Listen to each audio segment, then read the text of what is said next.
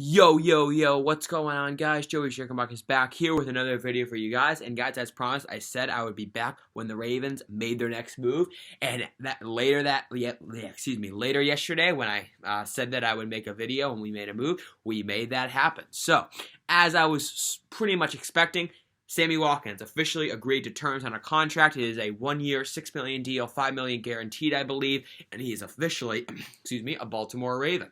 So, again, I'm not surprised. He visited with us. He did leave without a deal, but the move totally made sense. He visited the Colts, but after the Colts re-signed Hilton, it made no sense for them to get Watkins too. So it totally made sense for us to go out and get him. So, a receiver is a receiver. We got someone. Not going to complain about that. I also like that we didn't overpay him. We paid him $6 million a year. That's not much at all. I think that's a fair price for him. He's definitely nothing special, but he's a decent upgrade. So I definitely like the contract. And it also gives at least me a glimmer of hope that we're not done yet. If we kind of went all in for Watkins, it might be like, okay, we're paying this guy big, and then we're going to be done. We still have a fair amount of money left, I'm pretty sure. So I'm hoping that we can get some more cheap guys. Probably a pass rusher is what I'm hoping for. Melvin Ingram, Justin Houston. Those are the two names high on my list. They fit the system well. And while both are over the hill, they're veteran presence. And as I mentioned yesterday, they can help develop our rookie edge rushers, assuming we draft them. So, that's next on my list. However, again, I mentioned this yesterday. It is still worth mentioning that Antonio Brown, still probably the best free agent wide receiver available. So, Devontae Parker, I know is a possible trade candidate. We haven't shown any interest in that, but DeCosta is known for making trades. Michael Gallup, again, as I mentioned, another possibility. So we'll see. But if we're going to sign other people, I definitely like us to go to the pass rush. We need pass rush. Right now, our pass rush is going to be like the worst in the league if we don't fix it. We have literally no edge rushers right now besides Pernell McPhee. We need to fix it big time. So, that needs to be done. Again, I think through draft, through free agency. But I do think we should get another receiver, whether it's through trade, whether it's through free agency. I do think we should do something. What do we do? Really, it remains in question. But whatever happens, happens. So, that's that. So let's talk about the move. I, of course, was hoping for something bigger. But again, we may not be done yet. Maybe we'll get someone bigger later in free agency. I'm not necessarily expecting it, but you never know. So I was hoping for something bigger.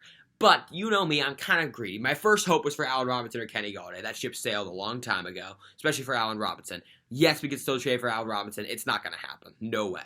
And then I was hoping that we would get a decent number 2 wide receiver. So again, Marvin Jones was really high on my list.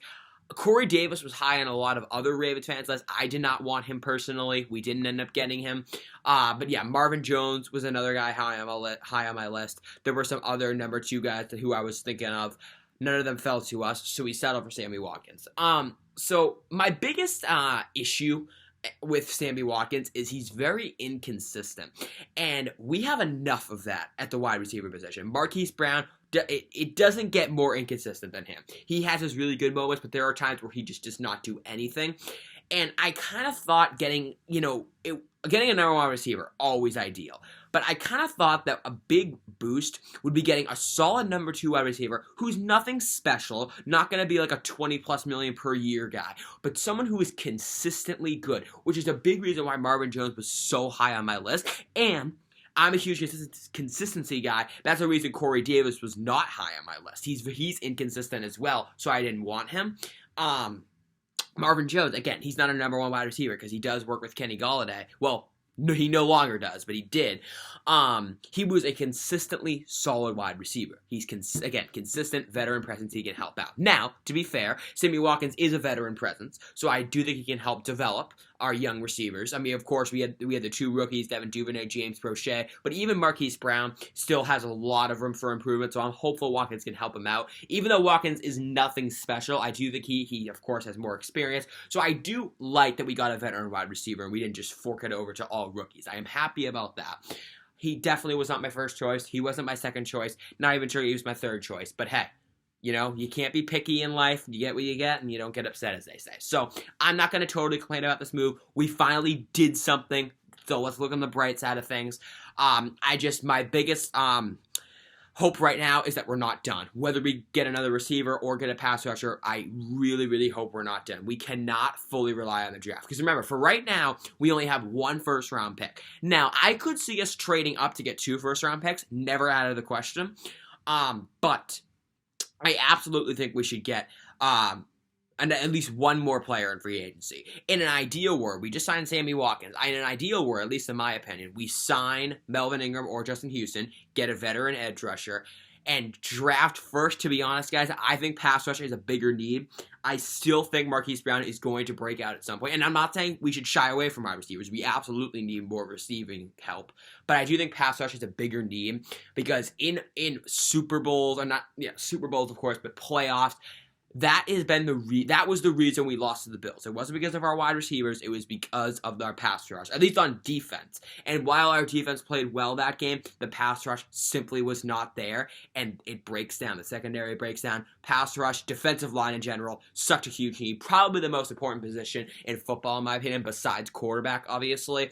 So we need to fix the pass rush, and I think that's priority 1. So in an ideal world, at least in my opinion, we sign an edge rusher and draft one with our first pick, number 27 overall. I'm pretty sure we could absolutely get a solid edge rusher out of that. Also, now I kind of feel like they say this every year, but apparently the wide receiver class is super deep this year. Again, they do say that every year. I feel like I see that every single year for the draft. But apparently it's a really deep class. Apparently there are a lot of these really good wide receivers that really any team could take. So I'm totally okay with taking a second round wide receiver. I think getting a number one edge rusher, number 1 meaning for, draft edge first. I think that's a better idea for us. Then again, we do need to find edge rushers that fit in the system. So like an edge rusher that totally settles in a 4-3, that's not really going to fly. We're typically a 3-4 defense. That means 3 down linemen, usually with the edge rusher standing up on the outside. So we need to find someone that fits our scheme, but I don't think that'll be too hard. I think we're probably going to be more eager to do that because I think the biggest issue with Yannick Ngakoue, and again, he's good, don't get me wrong, but he did not really fit the system very well. And I still think he was better than people are giving him credit for. But he didn't really fit the system. The Jaguars and the Vikings run a different defense than we do, and he wasn't really able to adapt. If we gave him another chance, maybe he would have, but it's useless talking about that right now. Regardless, I think we have now learned that we need to get an edge rusher who fits our scheme. So that's why in free agency, Melvin Ingram and Justin Houston both fit in our system. I don't know what defense the Chargers and Colts always run, but I see them standing up as edge rushers quite a bit, and that's the way we run our defense. 3-4, sometimes 4-3, but most of the time 3-4, along with base, dime, whatever you want to call it. So I'm glad that we got a receiver, but we do need to get edge rushers now. So I think Justin Houston, Melvin Ingram, they should be relatively cheap. Again, veteran presence can develop. I really like that. And draft first. I think we draft edge first, unless we go crazy and sign 2 edge rushers, which I don't think we will. It makes no sense. I think we draft edge first, then sign a receiver. So it goes edge in free agency, edge in the draft, and then receiver. Maybe even draft 2 receivers. It depends. But also, if we now, that's my ideal scenario. So we don't get any more receivers. We get a pass rusher. We draft a pass rusher, then we draft receivers. But on the other side, let's say we get another receiver. So I want to use Antonio Brown as an example, but I find that so unrealistic. So now the move could happen. I can't see DeCosta and Harbaugh putting up with Brown's off the field issues. I just don't see it happening. Then again, from all we know, now again, don't quote me on this because you never know what Brown's up to. He was clean with the Bucs. He was with them for just about a whole year. He was clean with them. So maybe he's finally turned out of his psychotic self, hopefully. But anyways, the Bucs, again, have re-signed so many of their guys. I think every single guy whose contract was going to expire, they re-signed, except for Antonio Brown. They just re-signed Leonard Fournette yesterday. They have not re-signed Antonio Brown. A bit puzzling, to be honest. I kind of feel like after Brady won them in the Super Bowl, they think, okay, we're gonna do whatever Brady wants us to do. Not literally, but they can take his input. As most of you guys know, Brady and Antonio Brown are really good friends, and Brady was a big reason on why the Bucs actually signed Antonio Brown. And they say it wasn't, but it absolutely was, no doubt. It's pretty obvious. So I find it a bit surprising that they haven't re-signed him yet. Now, maybe they're working on a giant long-term deal that we're not aware of. You never know. But I find that unlikely. They re-signed Godwin. They already have 2 elite receivers. Scotty Miller, who has come on strong, great slot receiver. So I don't know if they're going to re-sign him. If they don't, I definitely think we should go after him.